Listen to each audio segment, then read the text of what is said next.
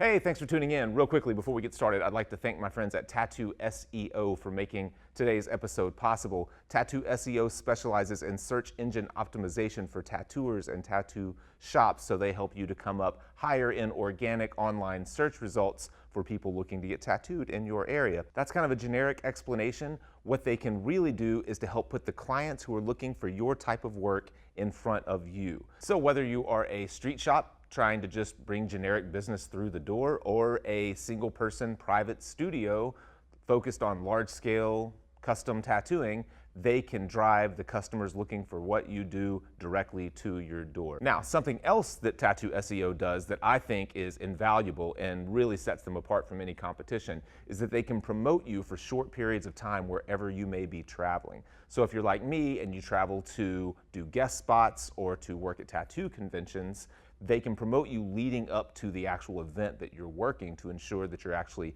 tattooing at the show rather than twiddling your thumbs and watching everyone else tattoo. I'll give you a real life example. So last year I was offered a booth at a show in Arizona about 3 weeks before the show was actually taking place.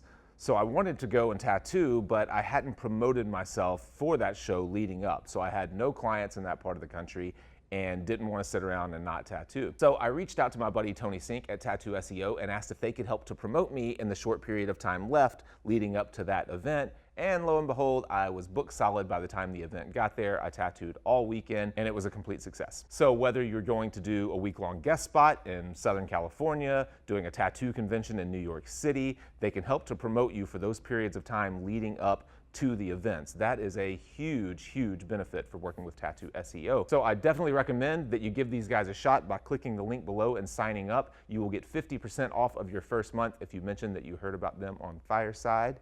Thank you guys for supporting what we do and enjoy the episode.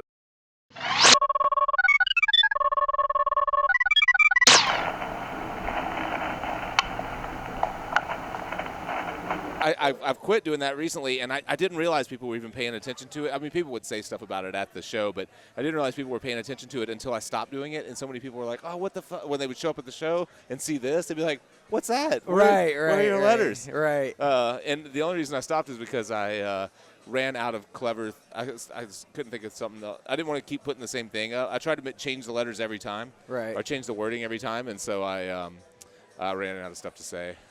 I ran out of stuff to say. Yeah. Story of my life. Yeah. No, you know what it is? Clever.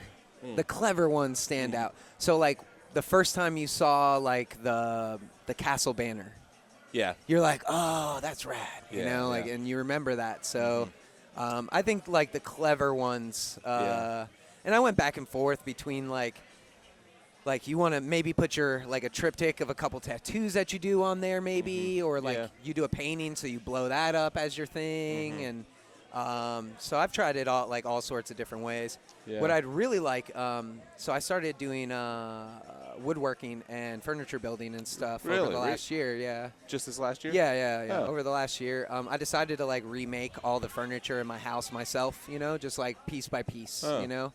How are you learning?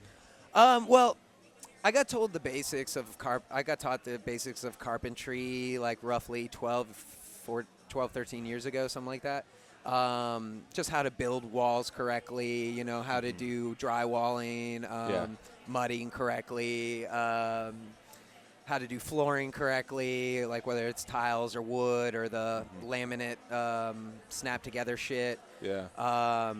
But there's a big jump from that to building furniture. Well, you know, like, once you kind of figure out, like, the simple rules, you can at least start making things, like, structurally sound. Yeah.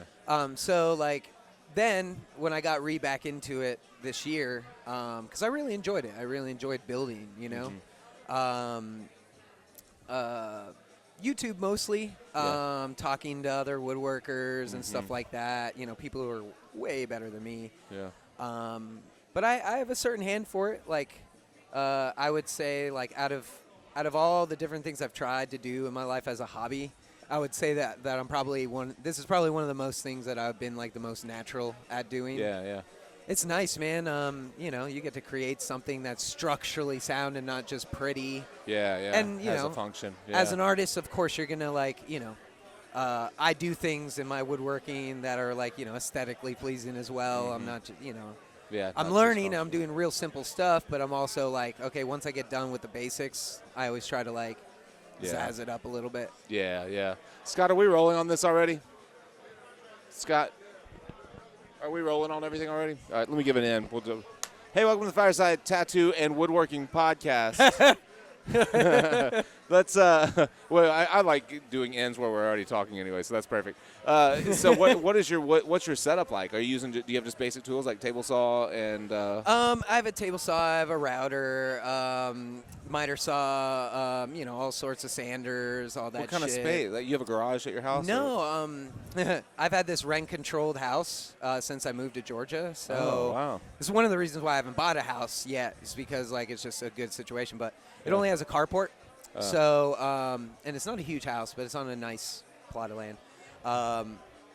So I have to do most of the things in my carport, and then like my art studio just doubles as also a woodworking studio. Okay. I do have like the shop vac ghetto setup for the dust collection. Yeah. If I choose to cut inside, but I generally just bring Go my outside stuff for out that. and cut. Yeah. Yeah.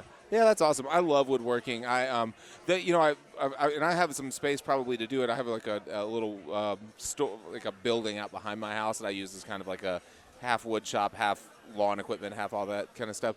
But I'm just not. I'm too scattered. I'm not committed enough to one thing. But I do one thing I think I'm committed to, and I've taken a couple of classes on at our local woodwork shop in Memphis, is building custom picture frames. I have so many paintings of my own and of other people's. I have prints of yours that you gave me, I don't know how long ago, that's still not framed. Right, you know what I mean? right. I've got stuff from so many people, and I don't want to just go buy like frames at Hobby Lobby or generic frames. I could, but it's like it'd be way cooler if I could contribute. And anyways, this is Oscar Zornosa, and I'm Jake Meeks. Hey. I'm sure you guys already know Oscar if you've watched this show for any period of time. I love woodworking. My brother's a good woodworker and a metalsmith as well, and he. My wife actually wants to learn metalsmithing. Really? Yeah, she's like, dude, I want to work with a torch. Yeah, well, I was learning at his house not too long ago. He lives in Jonesboro, Arkansas. It's about an hour and a half from me, but he's got a nice, like a big wood shop, half woodworking, half metalworking shop. And I forget, TIG welding. He was showing me and he was doing some like really intricate like color transitions in the welds and all that. And I was trying to play with it. It's a very tattooer-friendly type of process. It's a foot switch, and it's almost like as soon as I started doing it, I was like, oh, give me 20 minutes, I can do this. Which I know I can't. I know it's there's a lot more to it. Oh, yeah. But I think that you and I could figure it out way faster than someone who is I not. think so, for sure. I mean, woodworking is definitely, just building structural things lends itself very well, whether it's woodworking or metalsmithing or something like that. Anything that's tactile and functional. And that's another thing, too. One of my best friends bought a fixer-up house, and, he bought it for stupid cheap, and he's going to, if he ever decides to sell it or whatever, he's going to make a good mint because he literally did everything himself, you know, over a course of like a year and a half. But he's always built shit around me, and he's one of the people that kind of like re-inspired me to start messing around with woodworking again. Yeah. And that's the banner I hope to have next year. Is I want to do a wood banner. Really? Yeah. Oh, what would that look like? Out of some really thin veneer and do you follow Adrian Rasuman, technician of the Sacred? Does a lot of these a woodworker or wood a tattooer? cut. He does a lot of the wood cut, like geometric and sacred G, relief. I guess sculptures is what you would call them. Yeah. But it's just layer upon layer of like cuts, and then it makes an optical illusion with the mandala and all that stuff. So I actually want to do that for like a local convention banner. Is do a wood banner. So does he do it like CNC style where it's like? Yeah, he does CNC. I think he started with it being hand cut, and then he moved like as he got more and more popular. But his design work is fantastic too. So it's not one of those things where he just got he was doing it by hand for a couple of years, and then as he grew as a company, he started going into the laser. Yeah. But he still keeps everything like one off. There's no replicas of anything. But yeah, that's cool. Well, I don't know when we clipped in on this, but we were talking a little bit about designing banners. I was talking about that I'm not crazy about my banner, and that led us into like when you're like both of us, where we don't tend to just follow one specific style. There's not a brand that's really easy to say this banner encapsulates me and what I'm about. Yeah, we're always kind of struggling to figure out what stands out to us.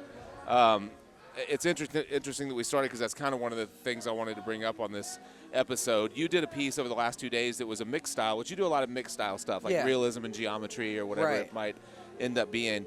And I did a seminar yesterday, and it called Find Your Style. That was about how to borrow from other artists. And we were talking about mixed style a little bit, in that, and how to keep it from being just something that looks like it's obviously photoshopped from two different styles of artwork. You do that stuff a lot. I'm sure that's something you're aware of and thinking of when you're designing. You have any thoughts on it? I mean, for me, it's more so like I always thumbnail and prepare and stuff like that. To balance out like the piece I did yesterday. She sent me mandalas is what she liked, and she also liked like dark gothy girls too. So like that's not traditionally something that really works together, like hippie and goth, like that's a hard aesthetic to please, or like spiritual and gothic, so with me it's just about finding the right reference, and then I usually just put together a rough, and then I'll basically redraw what it is I'm doing, and just like and there's a certain extent, just like anything, right? Like if you have to keep a certain style, there's a little bit of copying involved. Like whatever style you do, you're copying something else that you've seen to make sure that it's in the style that you're doing it. You know, very rarely, even the amazing people really truly come up with something new. It's just a matter of like, doing it enough to the style to keep the honor and the integrity in it, and then at the same time just twisting it up as much as you can. But I feel like mixed styles is tough because the balance constantly gets thrown off, and you really have to just like, really just like sometimes just moving things a little bit different, or just like making something a little darker, a little lighter will make all the difference in the world. Whereas I think in other styles, that doesn't matter so much. Yeah. Like if you're a little too light, a little too dark on certain, like on one style piece, I don't think it makes as much of an impact as when you're mixing styles and the balance isn't 100% there. Yeah, because you're taking the main elements from two styles, which if not handled properly will inherently, like they'll just compete with each other, right? Because they're both meant to draw attention. Yes. And that's why, collaborations are so hard. I would love to do more, but they're just really difficult because everybody's brain works differently. And that's where I see it the most with mixed style stuff, is when I see collabs. And all around, it's a great piece, but like both the individual artists themselves do better work generally on their own. And there's obviously exceptions to the rule, but I just see that a lot more, especially with mixed style stuff. Yeah, I've seen a handful of people when they'll put out, say something saying, hey, we're looking to collaborate at this show, and I know both artists pretty well. I'm like, or I know their work pretty well. I may not know them at all, but I know their work pretty well, and I'm like, oh, I can't wait to see what those two come up with. And 9 times out of 10, it's like just the two styles layered over each other. You can tell exactly who did what part of the tattoo. Right. And I agree that it's like it's probably the easiest way to handle it and the safest way to handle it. But it's, you look at it, you're like, oh, that would have been the most generic way that I would have thought that would work out. Right. Yeah. I mean, luckily I've only done a couple, and they've all come out pretty solid, so I'm happy with that. Yeah. But yeah, I mean, as far as, also too, what I was going to remark upon is, I think a lot of people just stop at, they find something that they think works, and they don't find other backup plans. Like I've had some like what should work together, like let's say, skull and geometry. But the skull I end up using, right, because it's so hard to find a skull that hasn't been done so many, right? Yeah. So you find one that everybody hasn't really used, but then you put it up, and then you try to fit this shit around it, and then you're like, this is just not working at all, And then you have no backup plan to think about like a way you could change it slightly, or maybe go in a different direction that still appeases your client. And that's one of the hardest things too, is that I always try to make sure that they know what they're getting before they get through the door. So I tend to prepare, like, I have at least the rough idea to where I think it's going to work. Yeah. Done at least a week before, and I call my client up and I let them know positioning and stuff like that. So that way there's no surprise. Yeah. Or that way, in case something's not working, we can brainstorm to figure out something else that will, because these days, I would say geometry is probably the thing I rely upon the most when mixing, but that's just because it's like filigree or like the smoke, Right. like the smoke background. Yeah. It's a good choice, Yeah. It works, and you could do it a lot of different ways. Yeah. Yeah. But lately, like over the past couple of years, I've played around with like elements of trash polka more and like optical illusion stuff, and and I've been trying to do more and more black and gray and color together too, the right way, because the balance on that is also very difficult. Yeah, it really, really is. It's so nice to see someone. I'll tell you, someone that always blows my mind and how they handle the color, black and gray, kind of blend, mashup, if you want to call it that, is Rember. Do you know Rember? It's everything is so rendered first off, but it's like, I always think of color just wanting to overwhelm black and gray no matter what. That's the big problem. Yeah. Heavy versus light, Yeah. or even medium. Right. That's how I when I perform them. Is that when I do color and black and gray mixed, I don't do opaque black and gray. But I normally don't put more than 1 drop of white in my gray wash when I'm doing real gray wash, real gray, black and gray. But when I do both together, I'll actually pour 5-6 drops in, and then I just bring out my shading way more. Like when I do regular black and gray, I really focus on contrast a lot. And when I do it together, I generally treat it a little bit more like it's a mix between doing opaque black and gray, and that makes it heavier. Yeah. By putting the white under there, doing more shading, like if you're doing a face, do way more of the cheek and the forehead than you normally would doing black and gray. Yeah. If you have, do you use a gray wash set? Do you use premix or do you mix your own grays? I just use Power Black, and I do my ascendancy. Okay. And do you mix white all the way down to the lightest light, or do you mix it just for the first part of the I night? usually just do the first 3 lightest. I do 5, so I usually just mix white the first 3. Unless I'm going to do like the color, and then maybe I'll do that 4th cup with some white too. But I'll leave my not black without any white in it. Okay. Yeah.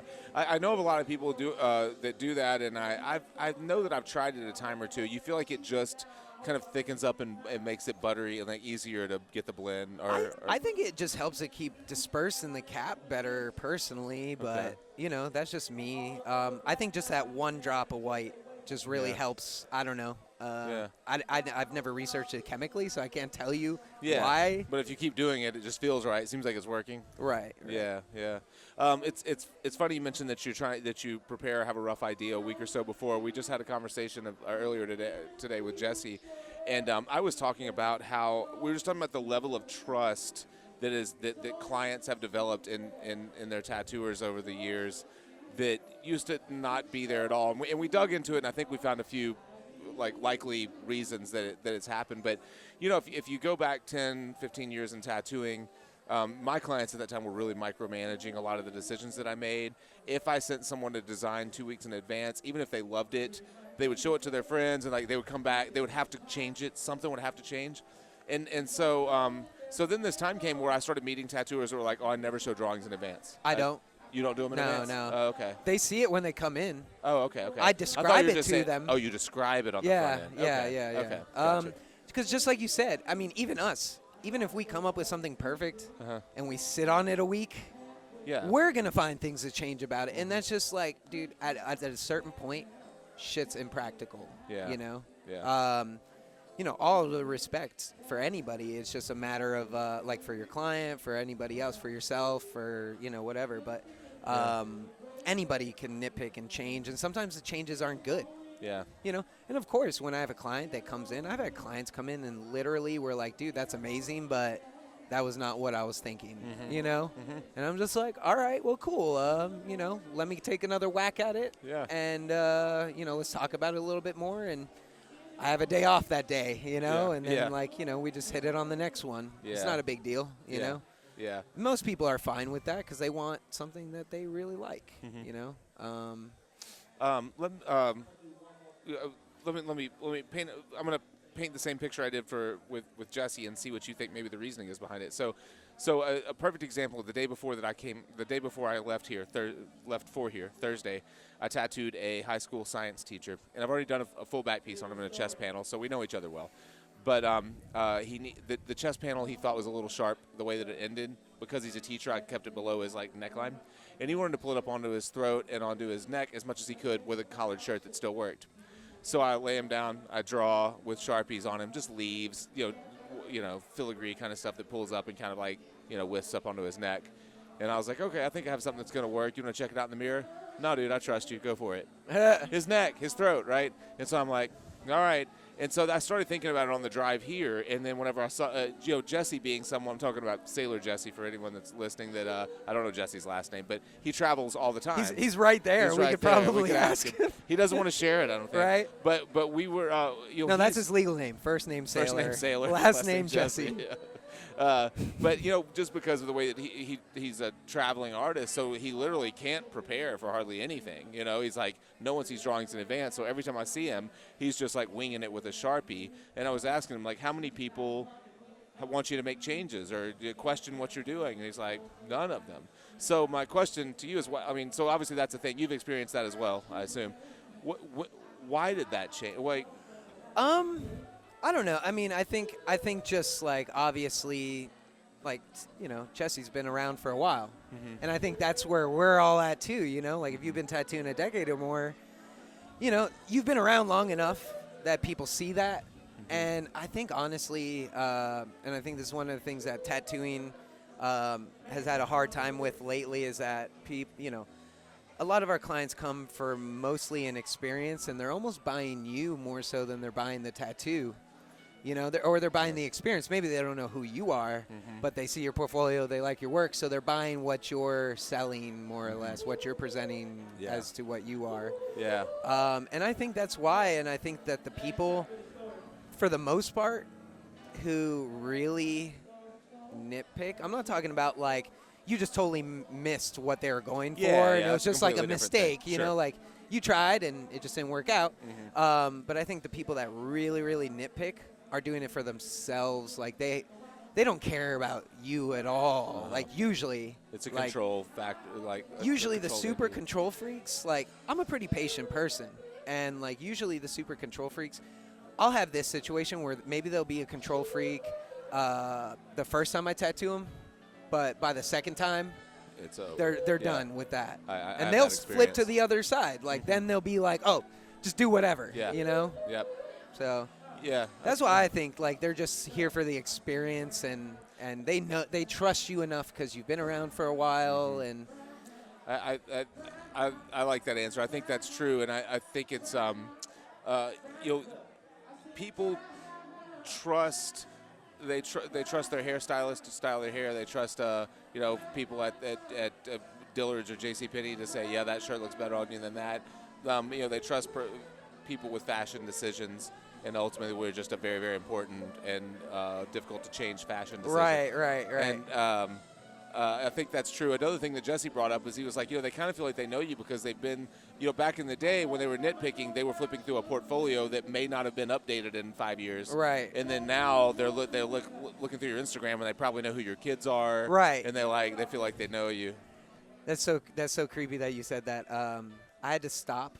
So one or two people. I love whiskey, by the way. You love what? Whiskey? Yeah. If you're Oh. a client of mine, Yeah. I have enough whiskey. Okay. So I was gonna Yeah. just Yeah. into that. Yeah. How people follow you. I posted maybe one or two times that I got a gift, like just even on Oh. a story, right? Yeah. Like just like, I've oh, had- thanks, dude, for getting me this awesome bottle of Irish Yeah. whiskey. Like, thank Right. you. It was a great tip, you know. Uh-huh. And literally, the next 6 months, I must have gotten a bottle or two every month, and I'm like, I don't need this much expensive whiskey. Right. Like, I'm not going to drink all of this. Yeah. I love whiskey. I just, I'm not going to drink that much of it. Yeah. Man, that's so funny. But people follow you way closer than you think. They really do. And I don't have like a big, promotion thing. Like yeah, exactly. You don't have 500,000 people looking at your page or anything. Right. Yeah, it's so funny that you mentioned that. I've had the exact same thing posted. I had a buddy that I've been tattooing for years, and I finished a back piece on him before he moved out of town. And he bought me a bottle of, I'm not a Scotch guy necessarily, but he bought me a bottle of Johnny Walker Blue. It's like a $275 bottle of Scotch. And I posted it, and I was like, holy shit, thanks, Steve. And the next week, this dude shows up with this, like, Macallan 25-year, like this $500 bottle, this ridiculous bottle of Scotch. And I'm not even a Scotch drinker, really. But Scotch is tough. It is. Yeah. Scotch is tough. Suddenly, I get home that afternoon, and I'm talking to my wife, and I'm like, we don't really drink Scotch, but we have $750 worth of Scotch right here over the last week. It's so funny how that happens. I think the last one I got was a Japanese whiskey that they age in sake barrels, I guess, for part of the time. So. Have you tried it yet? Yeah, it's really good. It's very mellow, very mellow, very smooth on the back end. I would say it's like one you could drink easily. It's one you can drink easily. It's not going to punch you in the mouth right away. Yeah. It's probably like I would call it like whiskey light, Oh, gotcha. Like, yeah. I want to jump back to the mixed style stuff, since this is mostly a whiskey and woodworking podcast. Right? A mixed style podcast. It is a mixed style podcast. Yes. I was listening to this interview. We were talking about mixed styles and mashups and things like that. And I was watching a podcast with a guy named Steve Houston, and he mentioned that the reason that a mashup works so well, not just in painting, tattooing, but also in fashion, in movies, in music, in any type of art, is because you're taking two things that people are very, very familiar with and comfortable with and trying to present them in a really unique way. And he used the example of everyone knows boarding school. They've heard of boarding school, and everyone knows what magic is. So why don't we send a kid to magic school, right? And then you make a whole $1 trillion series. Right.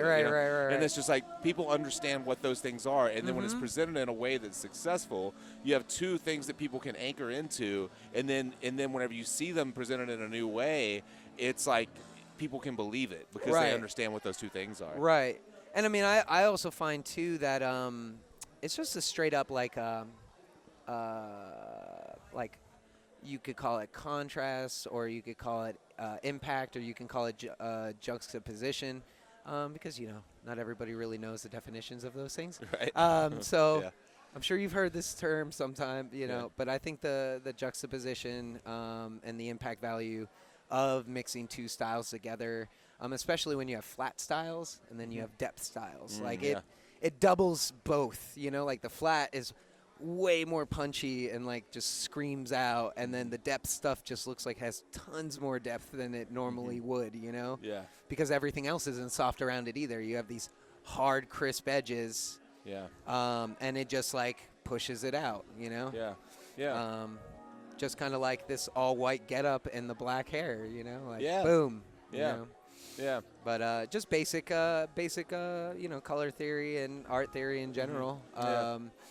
And also, too, so like I was saying before, sometimes like the pattern that you choose, especially with geometry or even floral patterns or filigree patterns or whatever the case may be, sometimes you'll do one and it works perfectly, and then the next time it won't, and it's just because like whatever line shape you choose to use,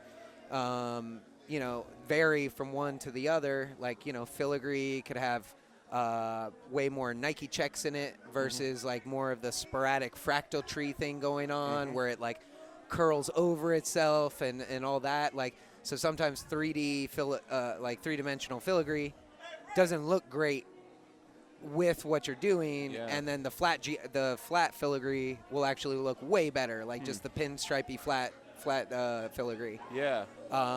So like I think that's one of the hardest things, is that when people first start experimenting with mixed styles, is that they just see something that works and then they make the slightest. They're trying to do that themselves and keep their own honor by not ripping somebody off. So they try something that like they see filigree and they're like, oh, that looked amazing, but then they choose the wrong filigree option. Yeah. You know. Yeah, yeah, and I think that comes down. That's a great example. I think that comes down to understanding from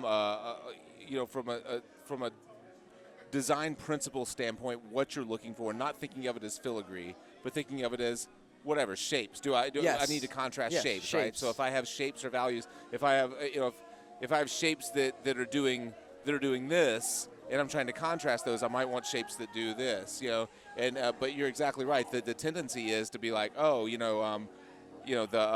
the black and gray dude that does the super cool? Josh Duffy. You look at someone like that, and the filigree kind of grows out of the skin. And you're like, that's the most beautiful. Like, it looks like it's all, there are plenty of people that do that. He just popped into my head, and you're like, that's the kind of filigree that I need. And then you try to use it to frame a portrait of a dog or something like that, and suddenly it's like, well, the filigree is getting in the way of the dog. Yeah. And I've done that.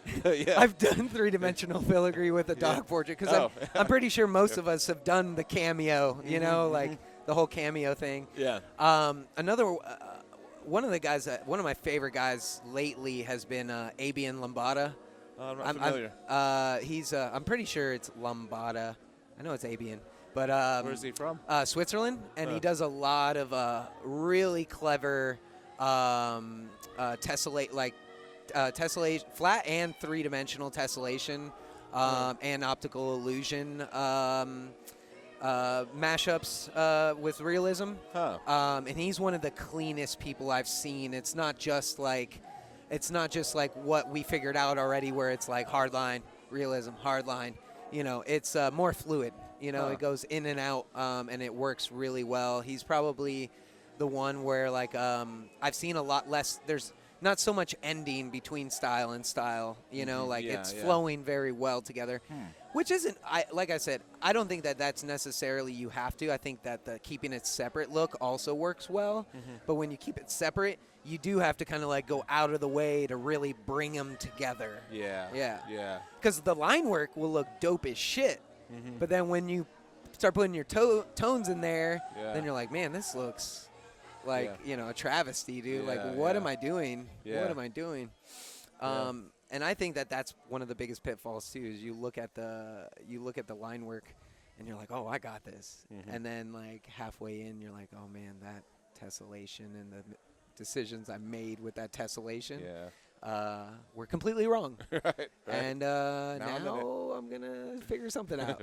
You know what'd be cool? Let's just black this all out. Exactly. Dude, it'll be so tough. You're going to love it. It's going to have so much contrast. It's going to punch people in the face when they walk by. Exactly.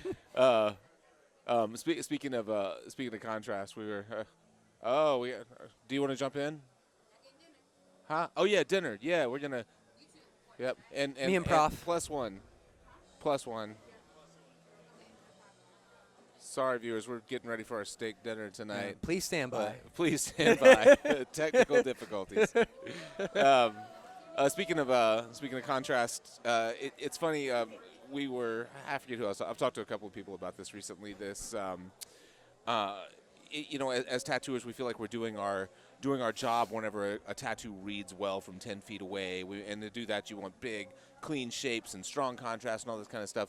And then whenever it first started happening that people would come in and want, tattoos that were just off from their skin tone, or white tattoos, or, whatever it is, I was one of the I won't say the first one, but I was as strongly against it as anyone. It's like, well, this is a waste of time. It's not going to stand out. It's not going to age well. It's not going to blah, blah, blah, blah. And but one thing that I think that we're thinking about that's probably just a tattoo, because we live in an echo chamber as tattooers to a certain extent, is that we not everyone wants to stand out all the time. Yeah. Yeah, for sure. Yeah. For sure. And I mean, it takes all kinds. I mean, really, if you need to pay your bills, those infinity symbols are a blessing, bro. Right. But can that grow beyond infinity symbols? Is there a market that hasn't been tapped in tattooing, large-scale tattooing, that is very, very subtle? Is that even a thing that you think is possible? I think that's very possible.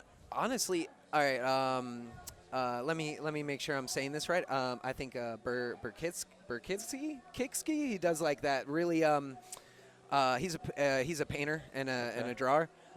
He does that like very like kind of Geiger-ish kind of style, but more organic, and it's just like texture on top of texture on top of texture.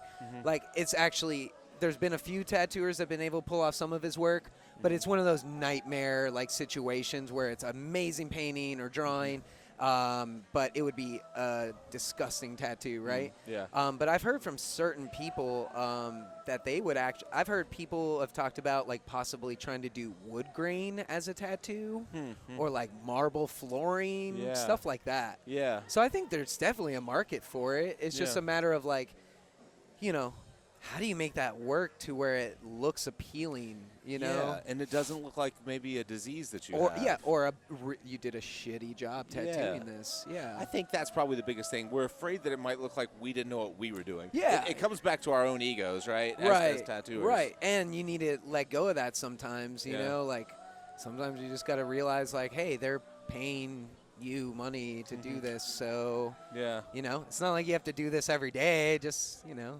take it. Yeah, you know. I've been talking to this guy Sean that's here, the guy that owns S8, and we've been discussing this idea that that there are, what did he call it, like these kind of first responses that you have to people that are completely involuntary. It's like you don't think about walking, or you don't think about picking up your drink or taking a drink of your drink, and then there's and everyone has that. Like we inherently like judge people as soon as we glance. Oh at yeah, them, for right? sure, for sure. And he's saying that he believes there's. I mean, he's like a biophysicist, so he's saying that he believes there is a science behind color harmony in skin, and it's not always about contrast, and it's not always bold, but they're like, he's even dug down. He's like, I think there are 6 colors that work with any one particular skin tone, and he's not talking about values. He's talking about specific colors, and they're not that far. None of them are primary colors. They're all subtle off tones, but they're like a measure of like, kind of like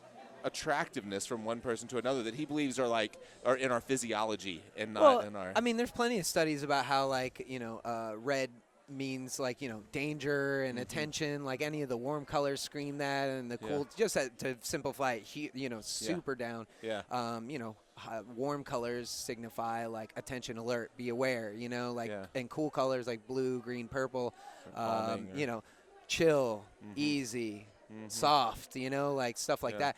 And good, you know, that's one of the things I've been trying to do over the last couple of years, because I think when you first saw me, like, here 5 years ago, like what we were talking about before, it was like very adamant, you know, it was like seafoam green and white next to like fire red, like that's how I approach things. And then now, even though it's a super pain in the dick, I do a lot more muted tone stuff and subtle tone stuff. And you're right, if you can manipulate it the right way, you really only need maybe one bright color, and that actually works out usually better than putting 2 bright colors or black and yellow, or like, you know, if you have that one in between, like black, brown, and yellow, you can do some special shit with that, you know? As opposed to doing, like I said, just black or yellow, or like black, orange, yellow, you know? So that's been something I've been really trying to do recently. And it's the same thing too. When I'm doing black and gray, you know, I try to, you know, match, like, you know, there's 3 ways to do black and gray. Well, 4 if you count slack and gray. But slack and gray? Yeah, slack and gray. Well, I don't know slack and gray. Slack and gray is like a hockey slap shot. Like you're just doing whips. Oh, like, yeah. Like, and literally you do one, and if it's like close enough, you just keep it moving. You just keep it moving. That. Slack and gray. Yeah, you're doing like just a black cap and water. Like you're just like, that's enough diluted. Let's go. But if you think about like Chicano, this like high, like, you know, photogenic black and gray, and then you think of like, you know, what Tony does, like Tony Mancia and Carlos and stuff like that. The way more rendered out black and gray that's super soft but still full and all that stuff. I try to match up my black and gray to my patterns or whatever mixed style that I'm doing to make sure it's the appropriate one. So that makes a huge difference. That's interesting. I've never just thought of it in categories like that. But but I think you're right. Obviously there are different approaches to black and gray, but I never thought to categorize them.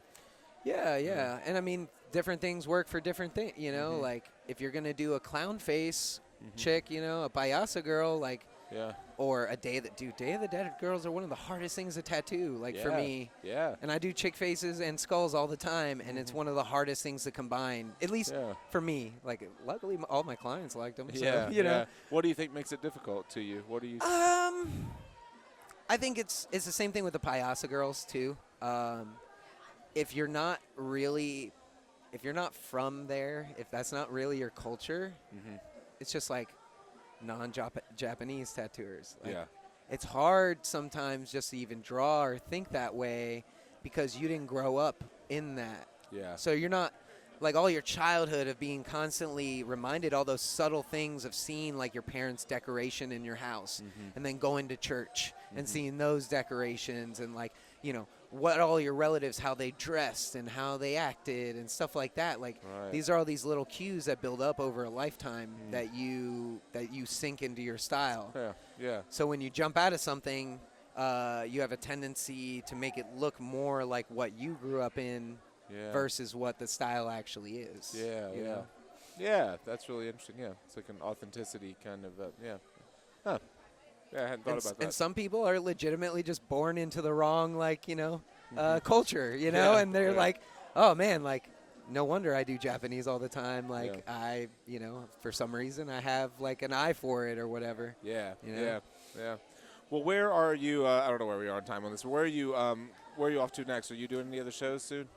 I think this year I'm keeping it light. I was thinking about doing a lot of guest spots this year instead of conventions. Yeah. Now that I have a decently spread out amount of people that I know across the country, so it makes it a lot easier, you know. And you know, I like the convenience of flying, but packing for tattoo stuff for me. I'm a creature comfort person, and I like having my stool from my shop. I love having my armrest, you know, like bring a massage table, and it's not that big a deal because you just leave it in your car. Like, you don't have to haul it around that much. Yeah. Because in New York, when I do New York convention, when I do Empire, I have to buy. I buy a massage table because my brother lives there, so I buy a massage table and have it shipped to his house. Yeah. And then I just have him bring it over to the convention, and then he just resells it for me. Oh, that's nice. I've heard of people telling me that they'll buy massage tables and leave them at conventions because it's cheaper than shipping there. Yeah, because you can get a decent massage table for $80. Yeah. You know, and then just like you said, shipping it. Yeah. The reason why it makes sense for Amazon is because they got all their own trucks and, you know, and all that shit. So it's not like a huge extra fee, but for like UPS and stuff like that, they go by weight and size. Yeah. You're going to spend more on shipping than you are going to spend on the actual massage table. Yeah. I bought this Tatsol table, and I bought it and had it for Hell City Phoenix. I bought it through Kingpin, and I was having it shipped to the Hell City Hotel, the Biltmore or whatever in Phoenix. And they called and they're like, oh, you're there for the Hell City show. We're gonna be there too. We'll just have it at our booth. Just come pick it up. We're like, sweet. So I did that, and whenever I picked it up, I was like, oh, I made a huge mistake. This thing is so freaking heavy and bulky and crazy, and it's $650, and so I can't like leave it or sell it. I mean, I guess I could probably sell it to someone for $400 or something. But as soon as I got it, I realized like, oh shit, I don't like this at all. It's like bulky. It's you know, and I got the one that seconds as a dolly, which is probably the dumbest thing. In theory, that sounds good, but every time I've seen somebody push that around, they look so uncomfortable. So uncomfortable. It's like they have dollies at the hotel anyways. Why do you need an extra dolly? Like, just grab a skateboard. Like, that'll probably do better. Yeah, exactly. So I should have just done your trick and just buy the $80 massage table. I mean, and leave so it. what do? You just pay like the $50 special luggage thing? Is that what you do? Yeah, but I mean, I don't have a miles card that like gives me the second bag free. I have a generic miles card, I guess. Okay. And so I always end up spending basically flying another person there by the time that I pack up podcasting equipment. Yeah, I could imagine. Yeah, I could imagine. End up spending $300 just to bring stuff along. And we have before like packed stuff up and FedExed it back home rather than bringing it on the plane with us because it was half price. Right. It's crazy. But yeah, plus all. Yeah. Like when you're traveling, you're always just tired anyway, and then to like, when you go on vacation, you have like your one suitcase and your one backpack, but like when you go traveling, you have that, plus you have all your shit. Right. So depending on how much shit you want to bring, and it's all heavy as shit, so like that eats up at you over time. Yeah. So we went through all that, and you still didn't tell me where you're going. Where are you going next? Oh, sorry. I think I'm doing a guest spot here in a month again. At Shaquem's shop? Yeah, Shaquem's shop. I typically do it once or twice a year outside of the show anyway. Okay. Probably going to my buddy Taylor Heald's shop. Well, I know I'm going May. Where's that? Buffalo. Okay. Buffalo. I've never been to Buffalo. Is it? I love it. I liked it. I've only been there once, and I liked it a lot, actually. I was pleasantly surprised. People say it's like, the Northeastern's Portland. Oh, okay. It has very much the same vibes as like Portland or Asheville. Yeah, okay. Then I'm going to do Rhode Island. Sean Sean You're going Foy's. some cool places that people don't usually go. Yeah. Buffalo and Rhode Island. Yeah. Never been to either of those. Oh, wait, sorry. Hold on. Delaware. Crazy. Close enough, I guess. Yeah. Delaware. Okay, Delaware, not Rhode Island. Yeah, Gotcha. he just opened up last year, and I went when he opened up last year, so I'll probably do his again. And then this is a convention or a guest spot? A guest spot. Okay. Yeah. And then I'll probably hit up one of my buddies in Asheville on the way down. Yeah. So I think that's what I'm doing instead of doing New York this year. Yeah. And like I you said, have a good place to guest spot in Asheville? Now I do, because one of my really good friends, Blaine Bias, works up there now. I've known people here and there, but like she's like a super homie, so it's a lot more comfortable when it's like a really good friend as opposed to like an acquaintance that's kind of turning into a friend or just an acquaintance. Yeah. Yeah. I asked because I've got one of my best friends lives in Black Mountain, which is like a suburb of Asheville. Yeah. And he's asked me about coming if I ever come to tattoo there. I'm like, I don't really even know anyone there to reach out to. I mean, I could set you up with her. Okay. They had I think she works at is it Guru Tattoo? Guru? No. I know the owner's name is Guru. Oh, okay. I forgot the name of the shop. Because she just moved up there like a couple months ago. Okay. But from what she said, her boss is real chill and all that stuff. So I think I may reach out to you then. Blaine's great people, so you'll like her. Cool. Well, let's wrap it up. I think we've said it all, have we? Yep. Man, thanks so much. I always enjoy it. We're constantly, the only time I see you is here, and we're passing constantly, and this is the only time I get to actually catch up with you. So Sundays. I always Sunday enjoy fun it. Day. Yeah, exactly. So thank you for taking the time. If you want to keep up with him, it's at Oscar Zornosa. There's no underscore, right? Just straight through. Yeah, just Oscar straight through. Zornosa on Instagram. And if is that you respond to DMs for tattoo appointments? I'm more on the email. Email, which is OscarZtattoo@gmail.com. We'll put that in the show notes. Yep. What else? We've said it all. Thank you to Scott. Thank you to our good buddy Shaquem and the Space City Tattoo Expo. No, Space City TatCon. There goes Shaquem right there wearing all white. I can't pull that shit off. So, thank you guys for supporting what we do. We'll see you next time. Good night.